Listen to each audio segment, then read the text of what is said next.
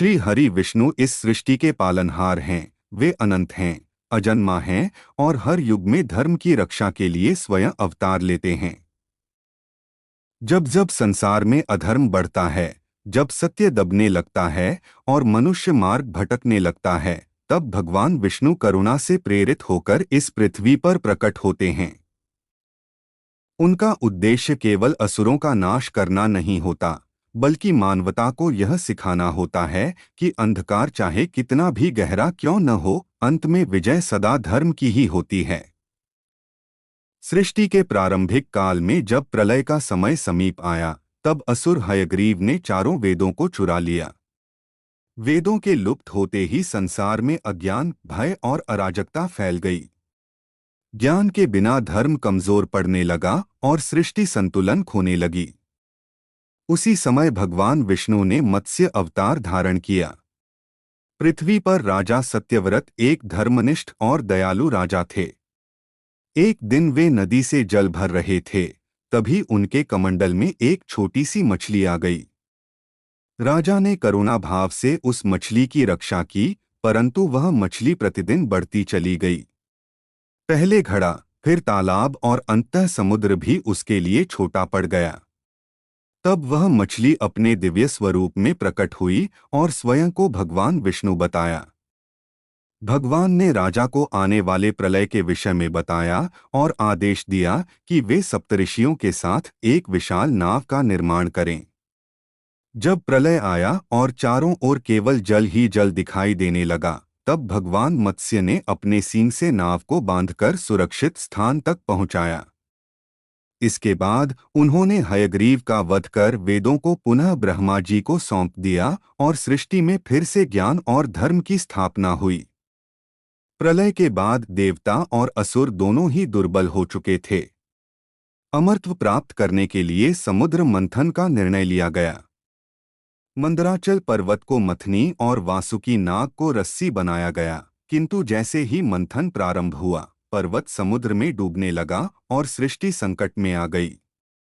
तब भगवान विष्णु ने कूर्म अवतार धारण किया और अपनी पीठ पर मंदराचल पर्वत को स्थिर किया।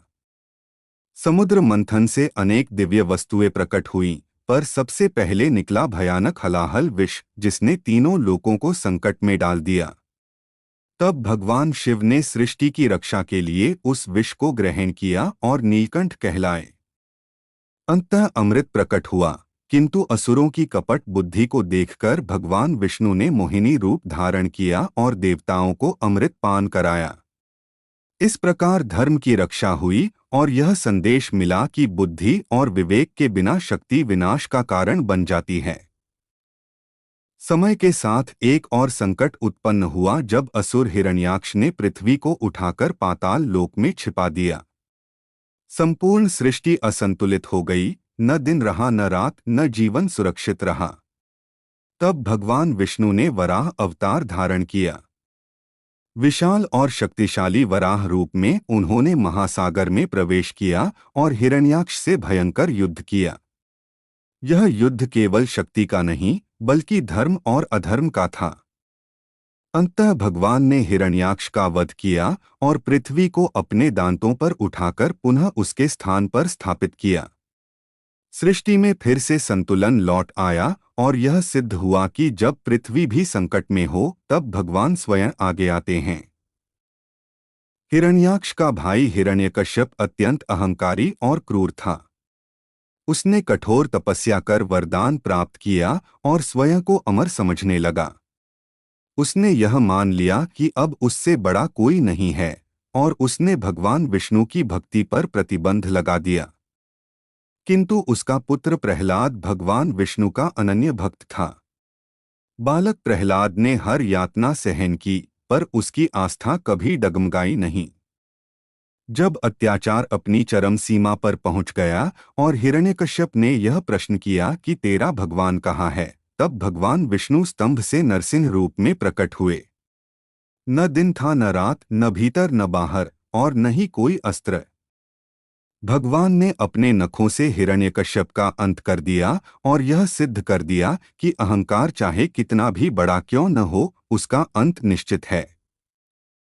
नरसिंह अवतार के पश्चात सृष्टि में कुछ समय के लिए शांति स्थापित हुई, किंतु समय के साथ पुनः अहंकार और शक्ति का असंतुलन बढ़ने लगा। असुरराज बलि अत्यंत पराक्रमी, दानी और धर्मज्ञ था। उसके यज्ञों और दानों से तीनों लोग प्रसन्न थे, परंतु धीरे धीरे उसके भीतर यह भाव उत्पन्न होने लगा कि अब वही सर्वशक्तिमान है। देवताओं का राज्य छिन गया और वे भयभीत होकर भगवान विष्णु की शरण में पहुंचे। तब भगवान ने यह निश्चय किया कि बलि का अहंकार नष्ट करने के लिए वे शक्ति नहीं, बल्कि विनम्रता और बुद्धि का मार्ग अपनाएंगे। उन्होंने वामन अवतार धारण किया और एक ब्राह्मण बालक के रूप में बलि के यज्ञ में पहुंचे। उस तेजस्वी बालक को देखकर बलि का मन प्रसन्न हो गया। वामन ने उससे केवल 3 पग भूमि का दान मांगा। गुरु शुक्राचार्य ने सावधान किया, किंतु बलि ने दान से पीछे हटना अधर्म समझा। तभी भगवान ने अपना विराट रूप प्रकट किया।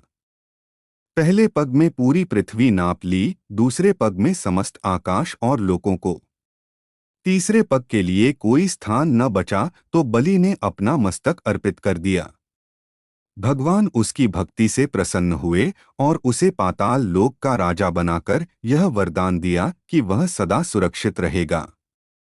यह अवतार सिखाता है कि सच्चा दान वही है जिसमें अहंकार का त्याग हो। कालचक्र आगे बढ़ा और पृथ्वी पर क्षत्रियों का अत्याचार बढ़ने लगा। शक्ति का उपयोग धर्म के लिए नहीं, बल्कि स्वार्थ और क्रूरता के लिए होने लगा। तब भगवान विष्णु ने परशुराम अवतार लिया। वे ऋषि होकर भी युद्धकला में निपुण थे। उन्होंने अन्यायी और अहंकारी राजाओं का संहार किया और पृथ्वी को अत्याचार से मुक्त किया। परशुराम का जीवन यह सिखाता है कि जब धर्म की रक्षा का प्रश्न हो, तब शांत स्वभाव वाला भी कठोर बन सकता है, किंतु उद्देश्य सदा न्याय ही होना चाहिए। त्रेता युग में भगवान विष्णु ने मर्यादा पुरुषोत्तम श्रीराम के रूप में अवतार लिया। उनका जन्म केवल रावण वध के लिए नहीं, बल्कि मानव जीवन को आदर्श देने के लिए हुआ। श्रीराम ने राजा होते हुए भी पुत्र धर्म निभाया, पति होते हुए भी मर्यादा निभाई और वनवासी होते हुए भी संयम नहीं छोड़ा। पिता की आज्ञा का पालन करते हुए उन्होंने 14 वर्षों का वनवास स्वीकार किया। माता सीता के हरण के पश्चात उन्होंने वानर सेना के साथ रावण से युद्ध किया और अधर्म का अंत किया। श्रीराम का जीवन यह सिखाता है कि सत्य, त्याग और मर्यादा के मार्ग पर चलने वाला व्यक्ति चाहे कितनी भी कठिनाइयों से गुजरे, अंततः विजय उसी की होती है। इसके बाद द्वापर युग आया, जहां धर्म और अधर्म के बीच की रेखा और भी सूक्ष्म हो गई। इसी युग में भगवान विष्णु ने श्रीकृष्ण के रूप में अवतार लिया।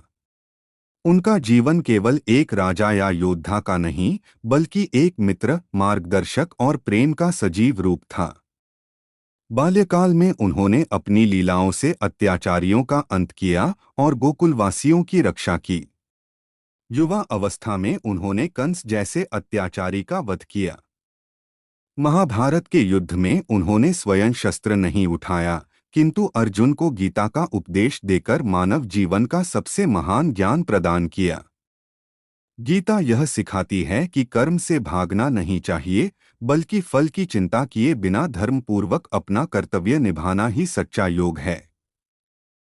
भगवान विष्णु के ये सभी अवतार केवल प्राचीन कथाएं नहीं हैं, बल्कि जीवन को सही दिशा देने वाले शाश्वत सत्य हैं।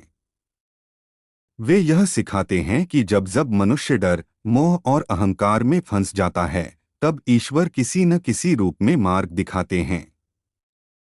जो व्यक्ति श्रद्धा, सत्य और करुणा के मार्ग पर चलता है, वह कभी अकेला नहीं होता, क्योंकि स्वयं भगवान उसके साथ होते हैं।